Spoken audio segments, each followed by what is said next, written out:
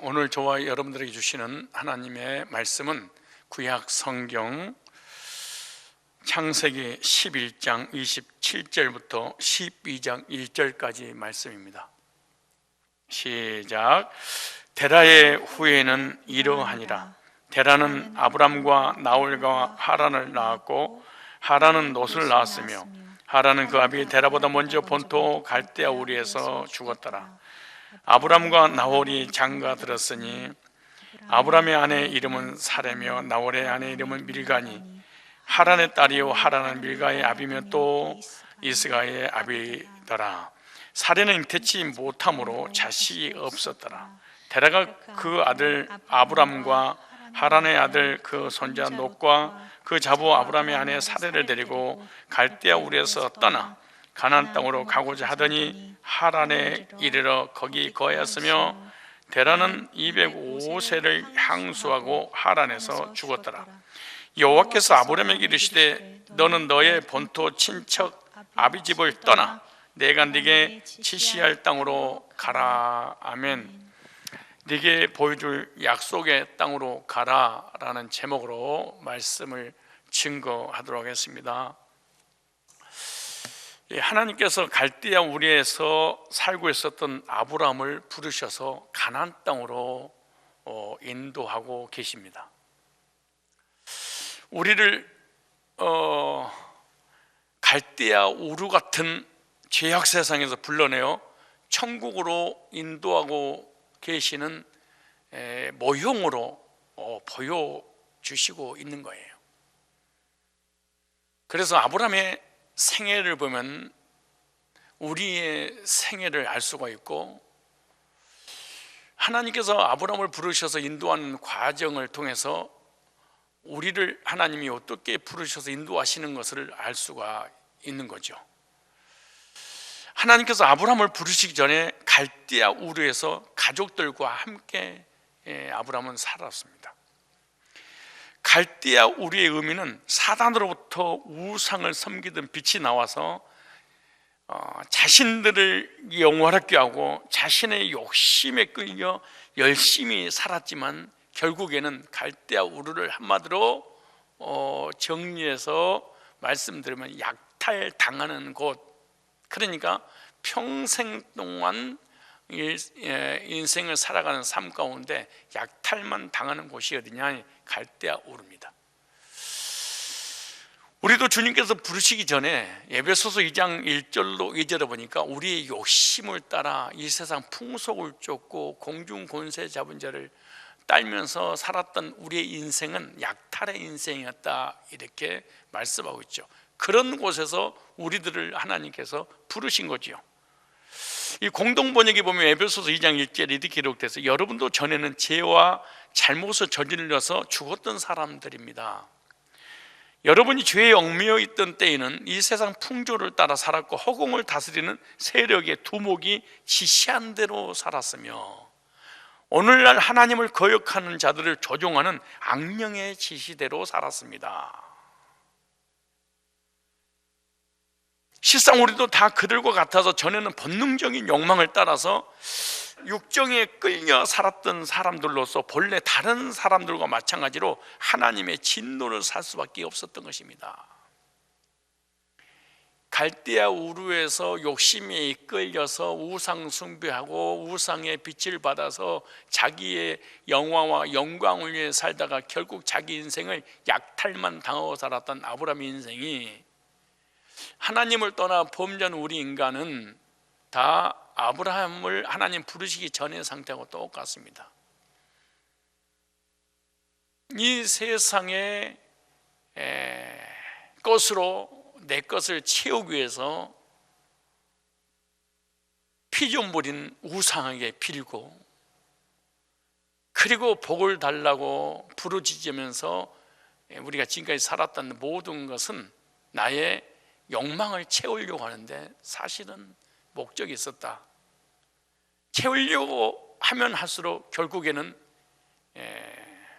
약탈을 다 이뤄놓으면 뺏어가고 이뤄놓으면 뺏어가는 그러한 인생을 영적으로, 혼적으로, 육신적으로, 물질적으로 빼앗기는 삶을 살았습니다. 우리가 열심히 농사를 지어놓으면 변방에 있던 어떤 무리들이 와가지고 다 약탈해가고 우리가 먹으려고 준비해 놓으면 다른 어떤 도적대들이 와서 약탈해 가버린 것처럼 열심히 돈을 벌어서 적금을 들어놓으면 그 어떤 존재에 의해서 빼앗기는, 사기를 당하든가 투자를 해가지고 없어진다든가, 그 일평생 동안 거지처럼, 거린처럼 살아갈 수밖에 없었다는 거죠. 이 갈대아 우르는 유브라데 강과 티그리스 강 사이 페르시아만 인근 지역으로 역사에 BC 626년 신바벨론 제국으로 성장해서 아수르를 멸망시켰던 나라입니다. 바사 제국에 의해서 패망되기까지 BC 538년 메소포타미아 전역을 통과하는 패권국이었습니다. 그러니까 갈대아 우르를 만만하게 보면 안 됩니다. 어마어마하게 발달된 정치, 경제, 사회, 종교할 것 없이 부강했던 그런 지역이 갈대아 우르입니다. 그리고 천문학과 점성술이 아주 발달됐죠. 그래서 이 천문학자 점성술가가 전 세계를 다니면서 이걸 전파하기도 했고 이것을 받아들이기도 했죠. 그러니까 갈대아 우르는 대단한 나라였다. 이 아브라함의 고향인 남부 메소포타미아 유브라데 강변에 위치하고 있었는데 그 내용이 창세기 11장 28절로 31절로 옵니다. 그리고 창세기 15장 7절을 보니까 또 그들에게 이르시되 나는 이 땅을 네게 주 업을 삼게 하려고 너를 갈대아 우르에서 이끌어낸 여호와니라. 갈대아 우르에서 나오고 싶어서 나온 게 아니고 이끌어내셨다. 끌고 오신 거예요. 우리가 세상에 빠져 있을 때 우리 스스로 교회 다니고 예수 믿고 그런 게 아니고 하나님이 강권적으로 끌어내린 거죠. 사실은 느헤미야 9장 7절을 보니까 주는 하나님 여호와시라. 옛적에 아브라함을 택하시고 갈대아 우르에서 인도하여 내시고 아브라함이라는 이름을 주셨다. 아브라함을 아브라함이라 이름을 주셨다. 이렇게 말하죠. 갈대아 우르는 갈대아인에 살던 우르라는 지역입니다. 그래서 갈대아인들이 살았던 그 지역이 있는데 그게 우르입니다. 창세기 11장 31절에 보면 이렇게 기록되세요. 그러니까 기원전 1400년 전, 즉 지금으로부터 3400년 전에 기록된 내용입니다. 그러니까 예수님이 오시기 전에 1400년 전 얘기입니다. 이게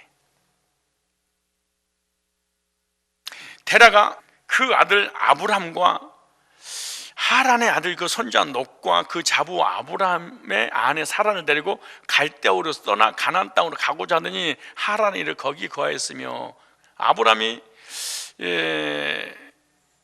그 가족들과 함께 갈대아 있는 땅 우르라는 곳에서 살았다 라고 기록되어 있죠. 그러니까 1800년대 후반에 와서 지금의 이라크 땅 티그리스와 유브라테스가 만나는 지점에서 많은 고고학적인 것들이 발굴이 이루어졌습니다. 실제로 갈대아 우르 지방에 있었음을 이 고고학자들이 발굴해냈죠. 이거는 전설이고 신화다 그랬었는데 실제로 아브라함이 살았던 지역을 1800년대에 돼서 과학이 발달되면서 이걸 찾아냈습니다. 이게 실제 있었던 역사고 지명이고 나라지요. 그런데 갈대아 우르는 어떤 곳이냐? 수메르의 수도였습니다. 원래 수메르. 그러니까 수메르의 수도인 이 갈대아 우르, 그러니까 갈대아인들이 살았다 그 말입니다. 수메르라는 그 나라에. 그러니까 아브라함으로부터 출발되었던 히브리어가 시작되기 전에 이미 수메리어가 있었습니다. 그러니까 히브리어보다 더 먼저 있었던 것이 수메리어겠죠. 그래서 수메리어를 통해서 하나님께서 주시온 계시들이 많이 있었겠죠. 물론 성경이 히브리어로 기록되어 있지만 그러기에 앞서 하나님의 계시들은 계속해서 아브라함 전에 있었겠죠. 그래서 이 갈대아인들이 바벨론으로 들어온 이후 갈대아 우루 혹은 갈대아인의 우루 이렇게 불렀습니다. 그렇게 히브리어가 있기 전에 수메르 사람들이 수메르어 그들만 사용하는 언어들이 있었습니다. 그러니까 아브라함이 살던 당시는요, 우루의 번영이 절정에 달했던 시기입니다. 여기서 나오기가 쉽지 않습니다. 다른 쪽으로 좀 예를 들면 부자가 신앙생활하기가 쉽지 않죠.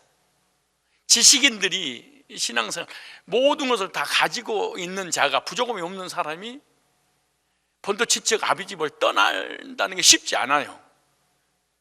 그러니까 그 당시에 이제 최고의 부를 누렸던 그 갈대아 우루 수메르라는 나라입니다. 그럼 뭐예요? 약탈당하고 약탈당하고 빼앗기고 계속 빼앗기는 삶이죠. 많은 점토판이 발굴된 것으로 보아서 일찍부터 이 갈대아 우루 지역에는 학교가 있었습니다.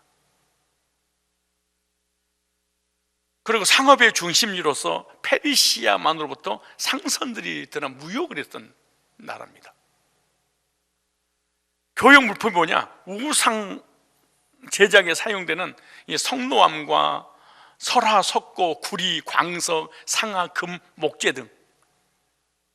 저번 시간 말씀드린 것처럼 그들은 우상 숭배했는데 달신을 섬겼고 결국 거기서 그 과학 문화와 문명이 발달되니까 바벨탑을 쌓을 수 있었죠. 아무것도 없는데 바벨탑을 쌓을 수 있는 불가능한 일이지.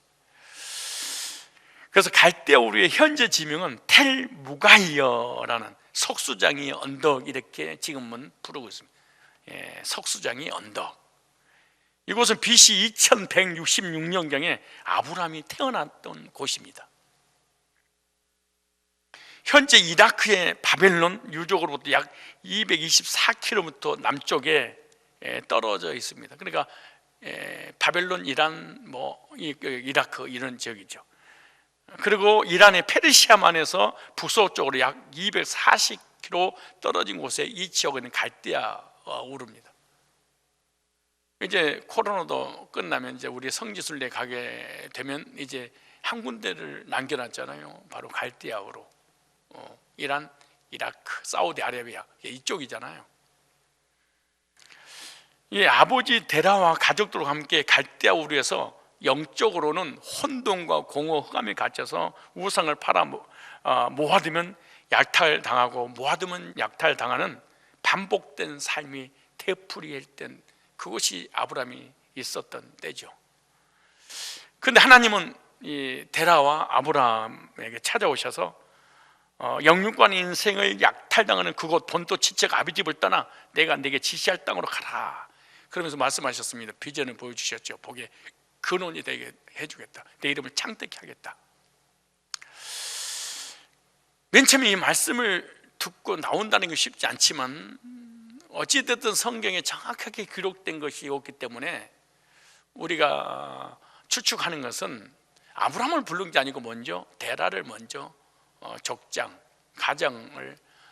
시대 가장을 먼저 부르신 거죠. 그래서 하나님의 말씀에 순종하여 데라가 온 가족들을 이끌고 가나안 땅을 향해서 출발을 하게 되죠.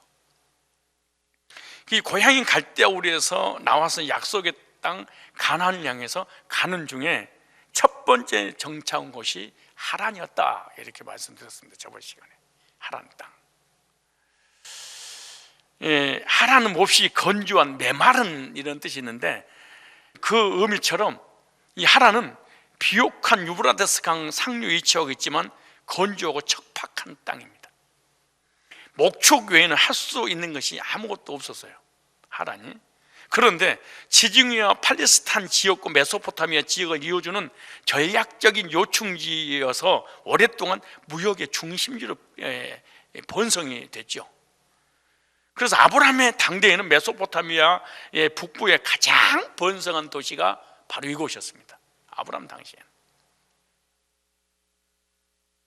그래서 사막을 도시로 바꿔버리는. 그래서 무역의 중심지는 이 문화와 종교 문명의 중심지기도 했는데요. 무역에서 비롯된 풍요로운 물질과 동서양에서 유입된 문명과 문화가 서로 교차됐던 곳이 하란이라는 땅입니다. 그래서 하란은 갈대아우르보다 더 화려하고 번성했던 그 지역인데, 이곳에 와서 데라가 눈이 뒤집어져 버렸습니다. 모태신앙을 이렇게 잘 자라다가 세상에 나가서 세상의 맛을 보면은 그냥 우르르 무너져 버리는, 그러니까 교회에서만 살다가 세상의 화려함을 보고 눈이 뒤집어져서 교회를 단절시켜 버리는. 그래서 초등학교, 중학교, 고등학교 때 신앙생활 잘하다가 대학 가고 청년이 돼버리잖아요. 그러면 교회를 여지없이 떠나가 버리는, 10명 중 9명이 떠나버리는. 그리고 하란은 어떤 곳이냐? 가나안 땅으로 들어가는 관문이었다라고 제가 말씀드렸습니다. 그러니까 아브람과 데라 일족은 적어도 추측컨대 1000명 이상이 움직였을 겁니다. 데라가 갈대아우르에서 나올 때는. 그러니까 1000명을 한 번도 가보지 않는 가나안 땅을 향해서 출발할 때 의식주 문제 심각했을 것입니다.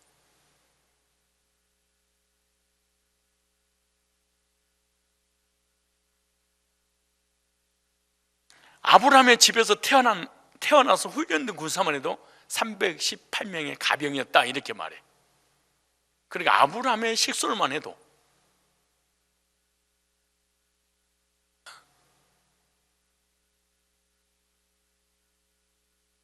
긴 여행을 가나안 땅까지 들어가야 되잖아요. 그때 이 1000여 명의 이 인구의 의식주 문제를 해결할 수 있는 아주 적합한 장소가, 최적의 장소가 하란입니다. 그래서 내가 우리 가족들 책임져야 되는데, 우리 가정들도 거의 신앙생활 제대로 잘 못하잖아요. 왜냐? 식솔들 때문에 그런 거예요. 여자들은 신앙생활 잘하잖아요. 그 남자들은 여자 가족들을 부양할 책임이 있어. 그러니까 수요예배도 철예배도 새벽예배도 못 드리고 간신히 주일예배는 한번 드릴 수밖에 없는. 그런데 가족을 책임질 수 있는 적합한 장소가 났다. 여지없이 교회를 떠나버리고 세상으로 데리고 온 가족들, 교회 다니는 것까지도 데리고 나가죠. 예를 들어서 부산으로 회사에서 발령받아서 나가거나 등등등 하면 그냥 다 미국으로 가면 미국으로 따라가야 되고. 그래서 하란은 육적으로 먹을 양식이 풍족하기 때문에 우리 그 당시에 인간들이 살기는 너무 좋은 도시였다. 즉 우리는 서창동 1지구보다 2지구가 번화돼서 서창동의 평당에 500만 원이면 거기는 1500만 원, 2000만 원이잖아요. 그러니까 우리 엄마들이 1지구에 사는 것을 원하는 게 아니라 2지구보다 어디서 좋아할까요? 자기 논현동보다는 송도보다는 강남, 이런 곳이 바로 하란이라는 곳이었어요.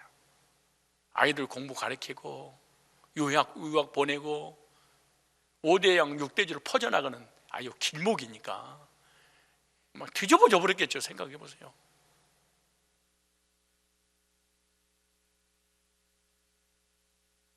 그러니까 갈대아우르가 인천이라면 하란은 어디예요? 송도라고 생각할까요? 아니 강남 옛날 명동이라고 그래야 되나요? 우리 서창동에서 살다가 비행기를 타고 홍콩에 내려버리면은 그냥 홍콩 간다, 그런 것이. 그래서 한번 외국 물을 먹는 사람이 한국에 돌아오지 못하고 정착해버린 이유가 그래서 그런 거예요. 못 사는 거예요. 이 데라는 하란 땅에 와서 가나안 땅을 정착하는 중에 잊어버렸습니다. 더 중요한 것은 1000여 명의 식솔들이 다 잊어버렸습니다.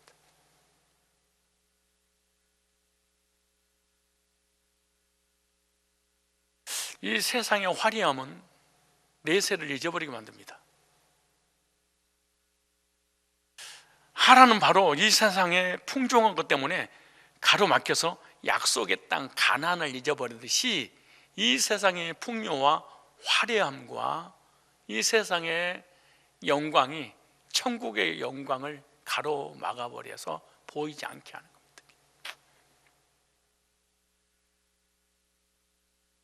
마침내 죄악된 세상 하란에 집을 짓고 영원히 머물기로 작정하고 재물을 쌓고 노예를 사서 세력을 확장시켜 나갑니다. 여기가 가나안 땅이다 이랬을 것입니다. 이곳이 약속의 땅이다 그랬습니다. 마침내 다시스로 가는 배를 맞는지라 마침내 기도 제목이 응답받은 거예요. 물질의 문제들이 여기서 다 해결받아 버리네. 이것이 하나님의 뜻인 줄 안 거야. 우리들도요, 주일 예배를 안 드리고 수요 예배 안 드리고 하나님 잘못 섬기는데도 물질, 명예, 권세가 막 따라와. 하나님이 역사하셨습니다. 하나님께 감사합니다. 하나님께서 응답해 주셨습니다. 이런 사람 나는 많이 만났어요. 신앙은 개차반인데 이런 믿음을 가지고 있는 교인들이 의외로 너무 많아요. 우상 숭배인데 사실은 모르고 대라는 하나님의 부름을 망각해버렸습니다. 육적인 유혹에 빠져서 영적으로 몹시 건조하고 메마른 하란에서 생을 결국에는 하란 땅에서 못 나오고 거기서 마감을 합니다. 세상에 빠지면 못 나옵니다.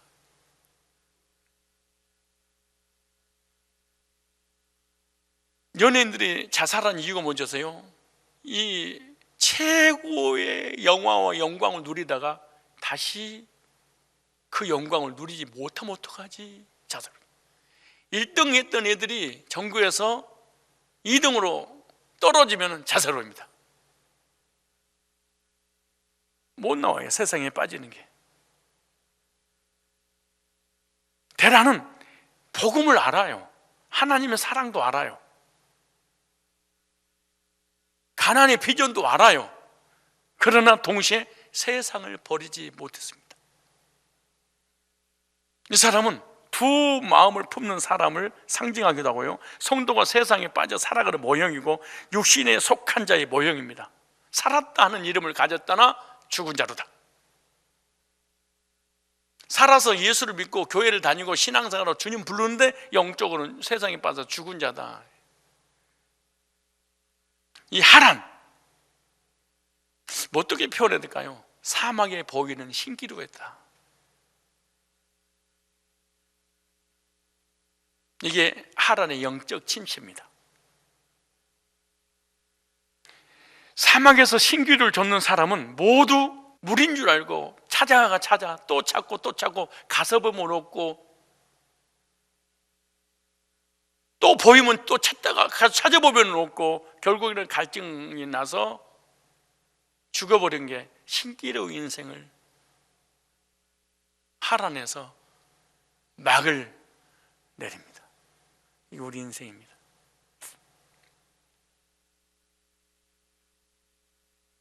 하란은 화려하고 풍요롭게 보이는 사막의 신기루였습니다. 하란은 이 신기루를 돋는 데라 같은 사람의 무덤이었다. 부귀 영화를 위해서 살아가는 사람들은, 세상은 그들의 신기루고 결국 세상에서 그들은 죽고 마는 거죠. 하나님은 못 돌아오고.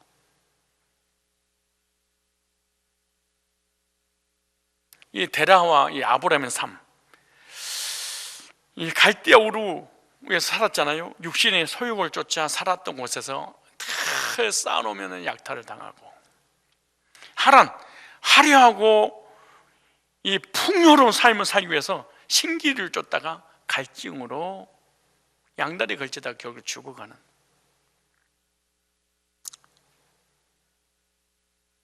갈대아 우르를 쓸 때는 하나님을 모르고 살다가 뺏겨버리고, 하란에서는 하나님 알고 하나님을 떠나는,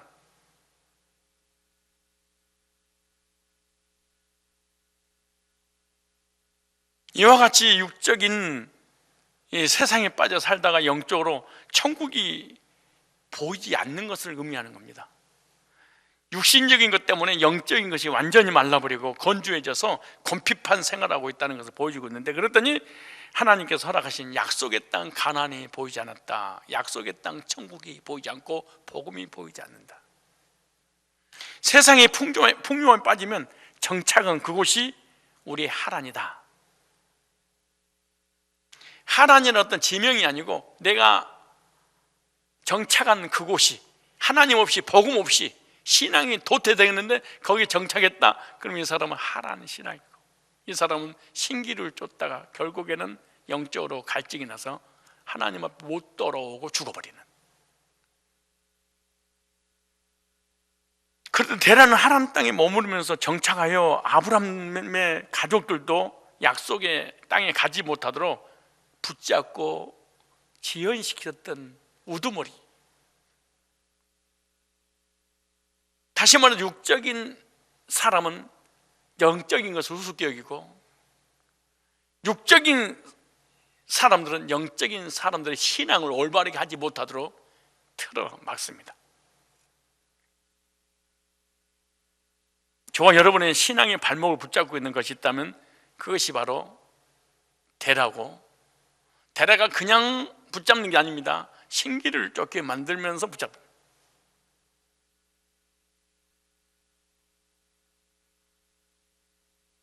데라가 그냥 붙잡았으면 아무도 데라 말을 들었지 않았겠죠. 뭔가 비전을 보여줬겠죠. 그것이 하란의 이 화려함이었습니다.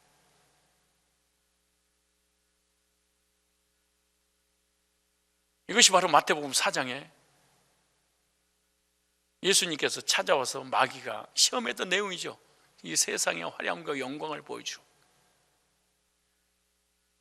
에덴이 무너져버린 것도 사단이 찾아와서 화하에게 보여줬던 화려함이었죠. 보암직하고 모금직하고 지혜스러운 탐스러운 것을 데라가 보여줬죠. 그러니까 천여 명이 정착해버립니다.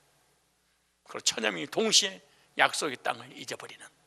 세상은, 사단은, 내 주변의 리더들은 뭔가 세상의 화려함을 보여주면서 우리를 붙잡는다.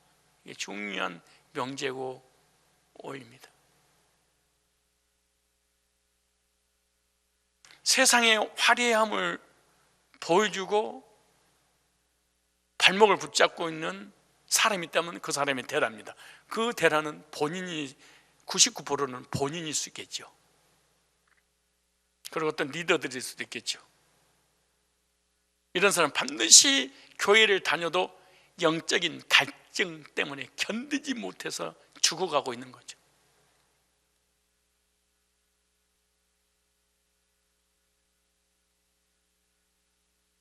데라가 하란에 정착해서 우리 신앙의 발목을 붙잡고 비전을 향해서 전진해 나가지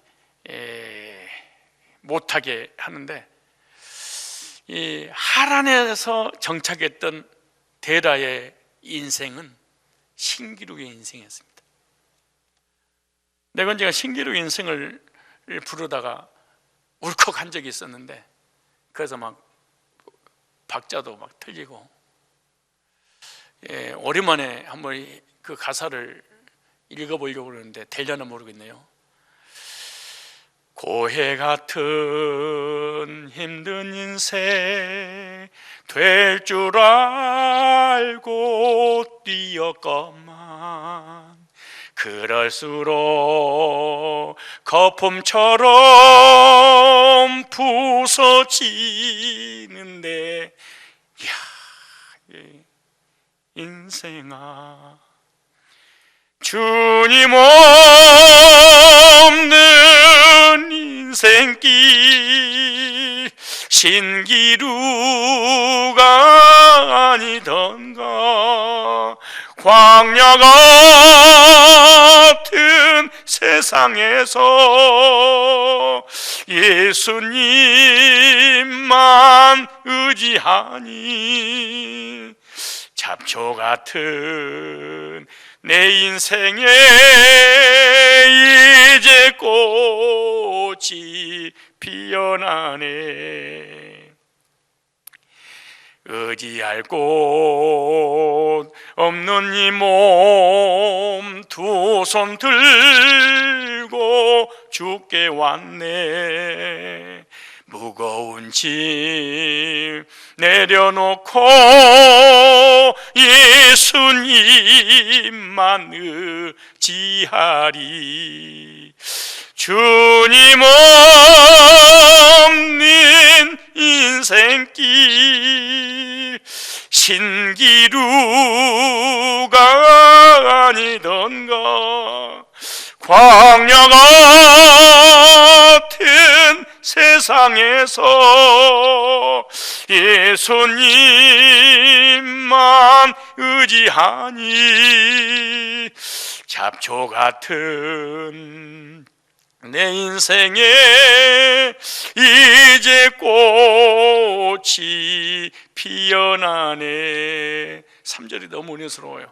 죽은 자를 살리시고 병든 자를 고치시며 가난한 자 복 주시는 예수님께 찬양하세. 주님 없는 인생길 신기루가 아니던가. 광야 같은 세상에서 예수님만 의지하니 잡초 같은 내 인생에 이제 꽃이 피어나네. 주님 없는 인생길, 신기루였다는 거예요. 이 신기루 같은 인생을 살도록 데라가 붙잡아 버린 거죠. 주님 만나고 가나안 땅에 복이요, 잡초 같은 인생, 꽃이 피어나게 하시는 것이 주님이 찾아오시고 난 이유죠. 신기루의 인생으로 살다가 멸망케 한 하란에서 나와야 됩니다. 그리고 하나님께서 보여주시는 약속의 땅으로 가야 합니다. 천국 가는 관문인 나그네 인생길 같은 세상에 정착하지 말고 나와야 됩니다. 신기루 인생에 빠져버린 데라로는 하나님의 뜻을 절대로 이룰 수 없기 때문에, 즉 믿음의 조상이 될 수 없는 것은 하나님 아시고 창세기 12장 1절 이하에 하나님께서 아브라함을 부르셔서 역사를 다시 시작합니다.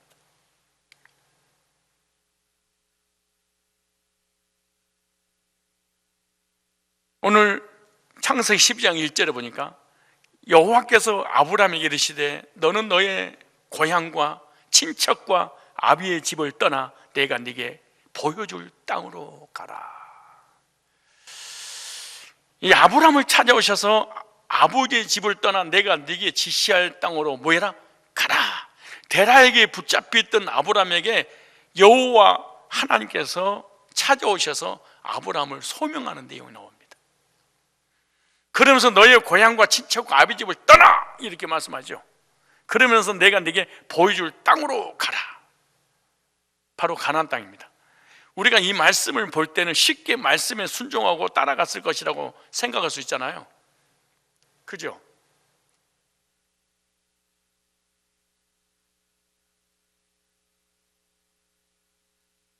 절대 아브라함이 쉽게 본토 친척 아비 집을 떠날 수 없습니다.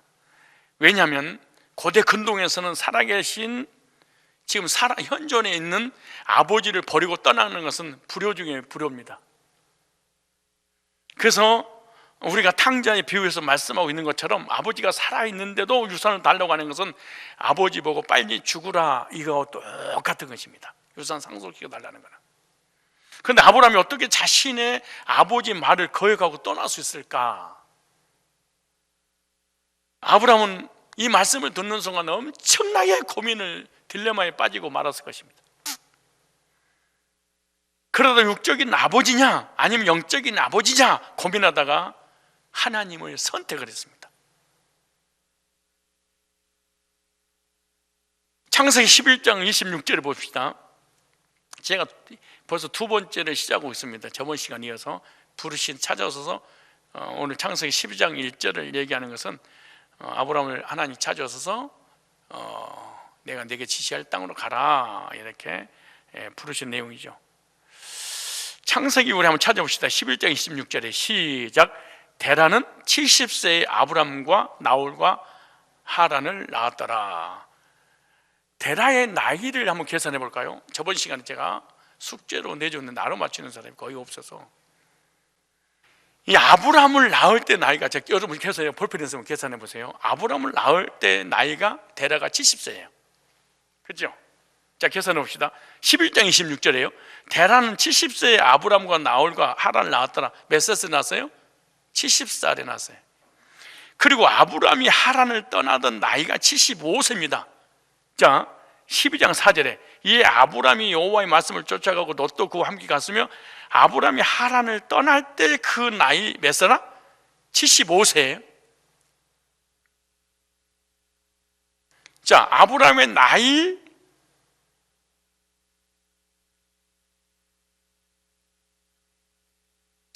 아브람이 여호와의 말씀을 쫓아가고 롯도 함께 갔으며 아브람이 하란을 떠날 때 아브람 나이가 몇 살이에요? 75세. 근데 아브람을 낳을 때 나이가 몇 살이에요?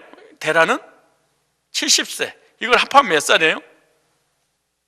145세야. 창세기 11장 32절을 보세요.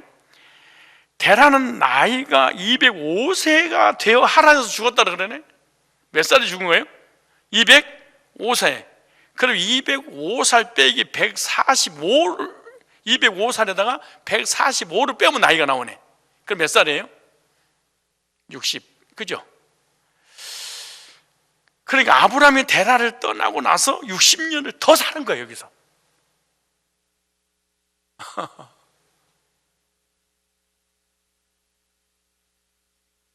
그럼 60은 어떤 의미를 가지고 있냐? 히브리어 숫자에 보면 교만, 세상의 기쁨 이런 뜻입니다.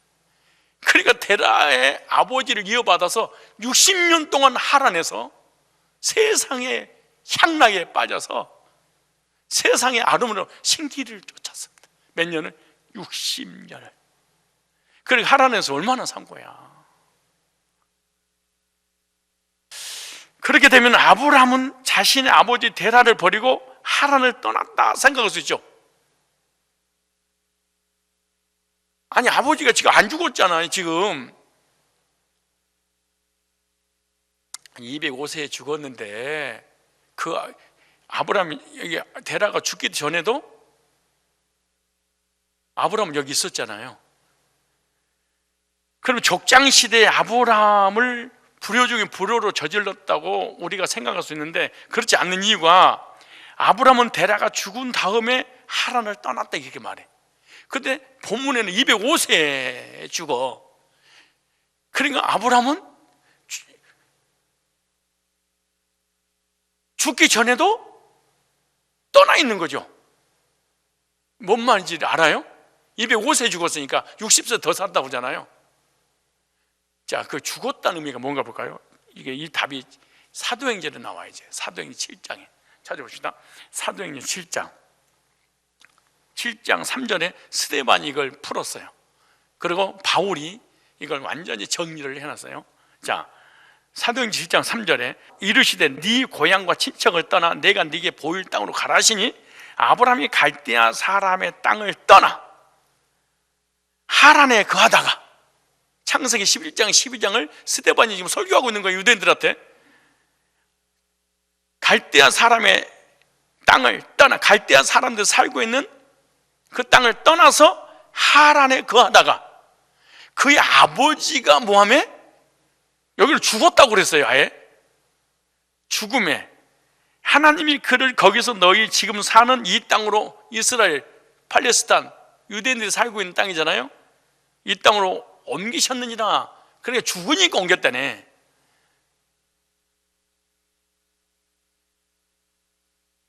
그럼 데라가 육신적으로 죽었을 때 205세 됐어? 205세 이후에 나왔을까요? 아마 죽기 전에도 아브라함은 함께 살고 있었을까요? 못 나오고. 근데 여기서 뭐라고 하냐면 스데반 집사는 말씀을 선포하면서 아브라함에 관한 말씀을 하고 있는데, 하나님께서 네 고향과 친척을 떠나 내가 네게 보일 땅으로 가라고 명령을 받고, 아브라함이 갈대아 사람의 땅에서 나와 하나님 거주하다 그 아버지가 죽음에 하나님 그를 거기서 너희 지금 사는 가나안 땅으로 옮기셨다, 이렇게 말했어요. 그렇다면 우리가 생각하기에 현재 데라는 살아있고, 살아있는 중에 아브라함이 떠난 거예요. 창세기로 보면. 그죠? 근데 사도행전에는 죽었다고 그러고, 창세기로는 지금 덜 죽은 거예요. 예, 나이를 계산하면 스데반 집사는 데라가 죽고 나서 떠났다, 이렇게 말씀했어요. 그러면 성경이 잘못됐냐? 창세기가 잘못됐냐? 아니면 사도행전이 잘못됐냐? 그렇잖아요. 하나님은 어제나 오늘 영원토록 동일하시고 정확한 분이시고 항상 성경은 통일성 있는 거예요. 데라가 죽은 후에 아브라함이 떠났다고 정확하게 말씀하고 있는 것은 그 이유를 이제 설명을 좀 들어봐야 돼. 여기 헬라어로 데라가 죽음에 아니라 아포드 네스크라는 단어예요. 아포드 네스크, 죽다, 죽음에 직면하다는 뜻인데요, 데라는 하란 땅에서 죽음에 직면하여 죽었다는 것을 말씀하고 있는 건데, 그러니까 데라는 가나안 땅을 가지 못하고 어디서 죽은 거예요? 하란에서. 데라가 죽고 난 이후에 아브라함은 여호와의 말씀을 따라 홀가분하게 떠날 수 있었다, 이렇게 말씀하세요. 그러니까 데라는 하란의 장소에 이미 죽었고, 데라가 죽어야만이 아브라함이 마음이 편안하게 가나안 땅을 갈 수 있는 것인데, 그런데 이 죽었다, 이 단어는 육신적으로 죽었을 때만 사용하는 게 아니에요. 영적으로 죽었을 때도 죽었다, 이런 단어를 썼어요. 자, 고린도전서 15장 31절을 찾으면 바울이 이걸 정리를 해놨어요. 오해가 없도록 충분히 이해시켰는데요, 형제들아, 내가 그리스도 예수 우리 주 안에서 가진 바 너희에 대한 나의 자랑을 두고 단언하노니 나는 날마다 뭐하노라? 죽노라 그랬어요. 그러니까 사도 바울 예수 그리스도 안에서 자신을 날마다 죽는다고 말씀하셨을 때, 현재 바울은 뭐 했어요? 살아있잖아요. 육신적으로는 살아있잖아요. 그런데 날마다 뭐한다? 죽는다. 그래서 죽는다가 아포도네스크 같은 단어입니다. 그럼 영적으로 자신의 죄를 매일같이 죽이는 삶을 살았다, 이렇게 말하는 거예요. 육신적으로는 살았지만 나는 영적으로 살기 때문에 하나님 관계가 차단되는 죽음은 나는 맨날 내가 죽는다, 그렇게 말해요. 우리들도 예수 그리스도 안에서 모든 죄를 매일같이 죽이고 내 안에 예수 그리스도가 살아야 된다고 말씀하고 있는 거예요. 그러니까 데라가 죽었다는 것은 무슨 의미냐? 육신은 살았지만, 바울이 그렇게, 또 스데반도 마찬가지야.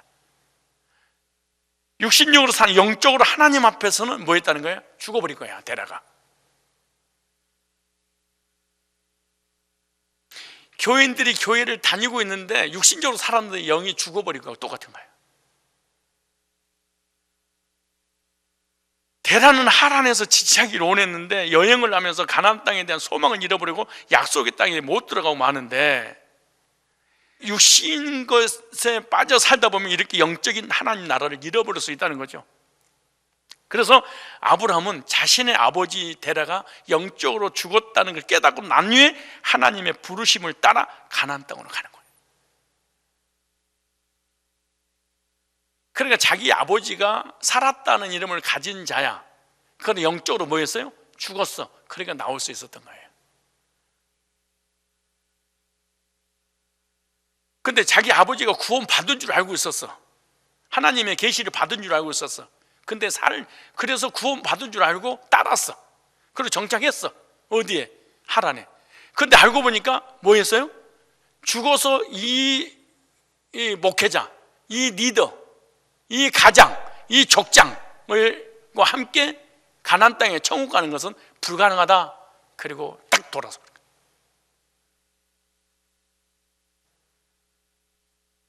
교회 다니는 사람이 영적으로, 육신적으로 살아서 영적으로 죽은 사람 많죠. 불신자는 두말할 것도 없고. 그래서 우리가 교제를 단절하고 비전을 쫓아, 말씀을 쫓아서 교제권이 바뀌게 되잖아요. 데라의 영향을 받아 영적으로 죽은 자들과 60년을 하란이라고 하는 세상에 빠질 수도 있어요. 아브라함은 사라가 아이를 낳을 수 없을 때까지 하란에 산 거예요. 아이가 없었더라 그러잖아요. 그러니까 사라와 아브라함의 기력이 다할 때까지 하란에서 지체한 거예요. 이 하란에서 나오는 게 쉽지 않죠. 완전히 기력이 쇠하고 난 다음에 하나님 말씀이 들려지고 믿어지고 움직이게 되는 거잖아요. 그러니까 영적으로 육신적으로 완전히 힘이 빠졌을 때 하나님의 부름을 받고 나올 수 있었다. 언제 썬데이 크리스찬들이 예수님을 개인적으로 영접해서 구원받냐? 영육간의 비참한 나락에 떨어졌을 때. 세상 사람이 언제 세상에 나오냐? 경제적으로, 정신적으로, 육신적으로, 환경적으로 비참하게 될 때, 그때 살아. 집사님 어떻게 교회 나왔어요? 아우, 교회 가면 예 준다고, 하나님이 예 낳게 해준다고 그래서 왔어요. 어떻게 오셨어요? 아우, 얘기 병 낫으려고요. 어떻게 오셨어요? 사업 잘 된다고 하게 해서요. 처음부터 이런 식으로 출발했잖아요. 그러니까 뭔가 지푸라기로 하나 잡을 게 있으면 못 나오는 거예요. 현재 저와 여러분들에게 주님께서 이렇게 음성을 들려주시지 않으세요? 너의 대라는 뭐냐? 허허, 이 녀석이 대라니까. 허허, 대라고. 너 안 될 거야? 다 대라가 있을 겁니다. 크고 작고. 이것이 하나님께 올인하지 못하게 만드는 거예요. 이 대라가. 왜? 하란의 화려함을 보여주면서.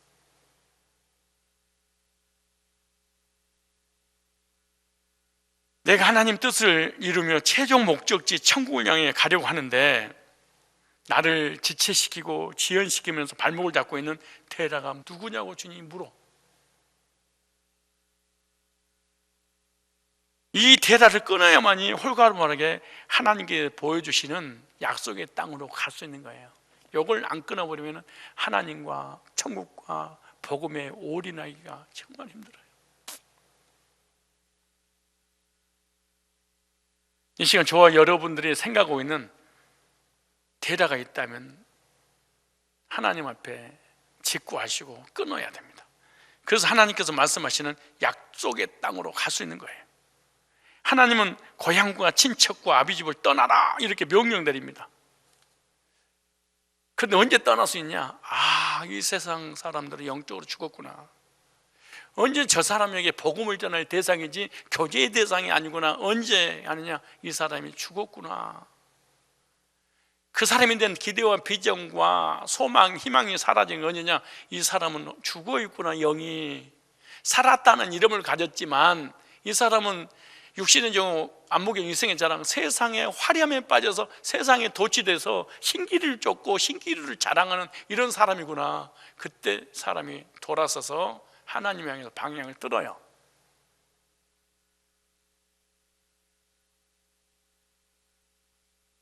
내가 성도들하고 오랫동안 신앙생활하면서 교제하는 중에 너무 힘들 때가 오면 이런 생각을 해요.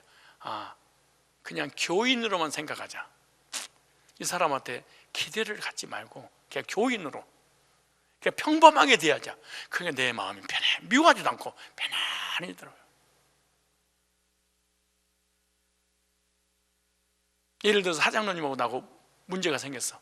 내가 너무 괴로워, 너무 고통스러워. 그것은 기대를 가져서 그래. 너만은 그러면 안 되는데 그때 내가 실망해 내가 그냥 쓰러져. 그때는 어떻게 생각하냐? 다른 장로처럼 똑같이 생각하자. 미워하는 게 아니라 똑같이 평범하게 대하자. 그리고 깊은 교제는 방향을 틀자. 이런 건 내가 편해지는 것이죠.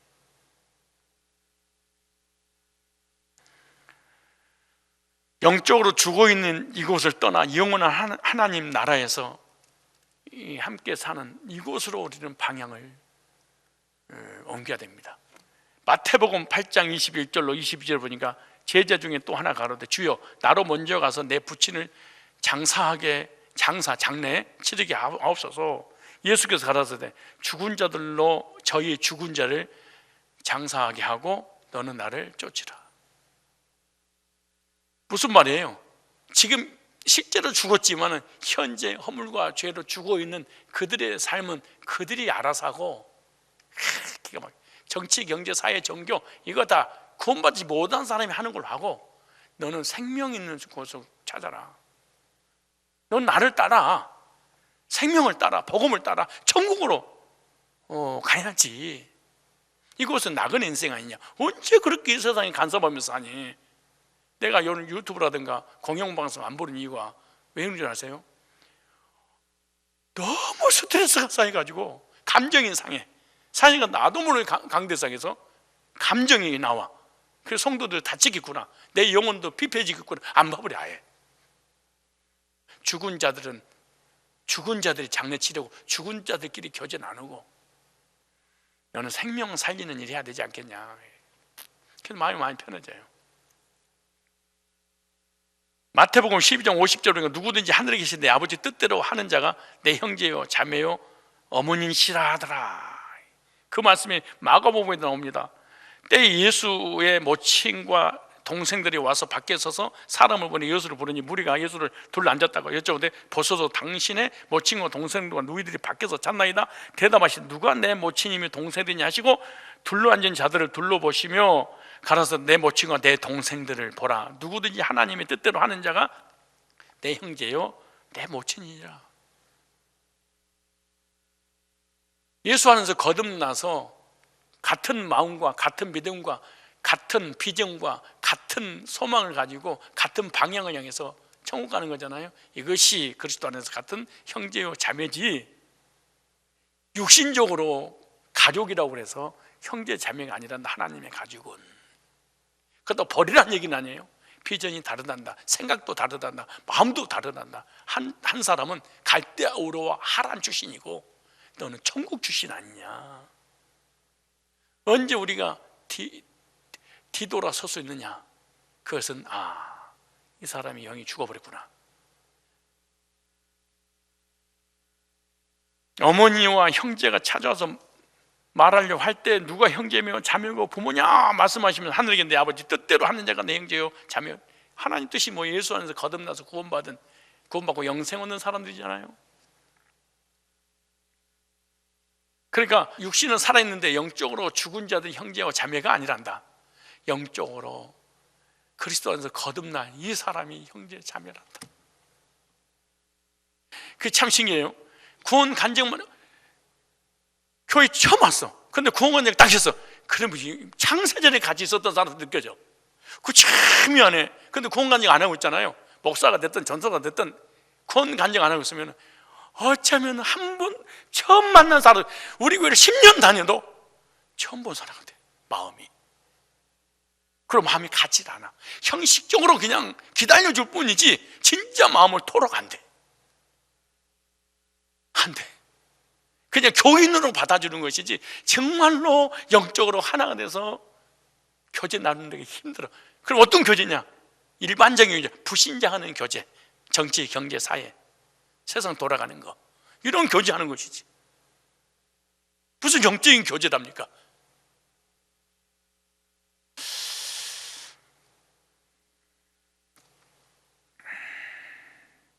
우리가 육신 영적으로 죽어있는 형제 자매 주변 사람들을 어떻게 해야 될 것이냐. 복음을 전해서 구원받고 영적인 믿음의 형제 자매를 만들어야 돼. 이 일이 급선무다. 예수님이 그렇게 말씀하는 거죠.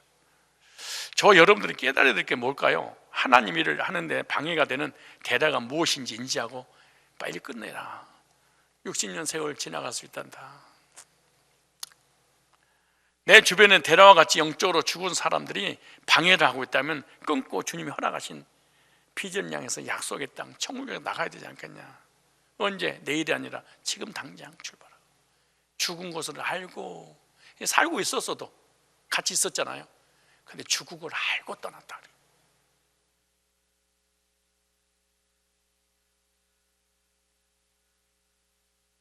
이 사람은 도저히 가나안 땅에 갈 분이 아니었구나. 이 목사님은 절대로 나에게 구원의 확신을 갖다 주지 못하는 거야. 율법주의, 신비주의, 인본주의, 해방신학, WCC 이런 거 가지고 절대로 구원 안 일어나는 거야. 이거 떠나야지. 그때 복음 없는 교회를 떠나기도 하고, 성도끼리도 교제가 단절되기도 하고.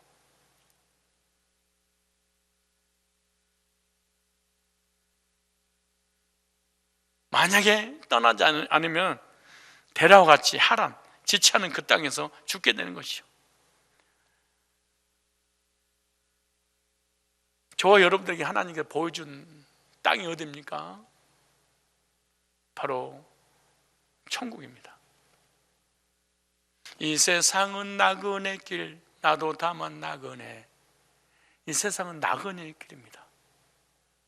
정착하는 곳이 아니에요. 근데 사람이 이 땅에서 살기로 오네요. 왜냐? 데라가 화려한 하란을 보여주기 때문에 그런 거예요. 결론을 말씀드리겠습니다. 나의 신앙을 지체시키고 지연시키면서 발목을 잡고 있는 데라는 무엇입니까? 이 데라를 차단해야만이 홀가분하게 복음을 위해서, 영혼 구령을 위해서 천국을 향해 나아갈 수 있는 겁니다. 에베소서 5장 16절에 이렇게 말합니다. 세월을 아끼라. 때가 악하니라.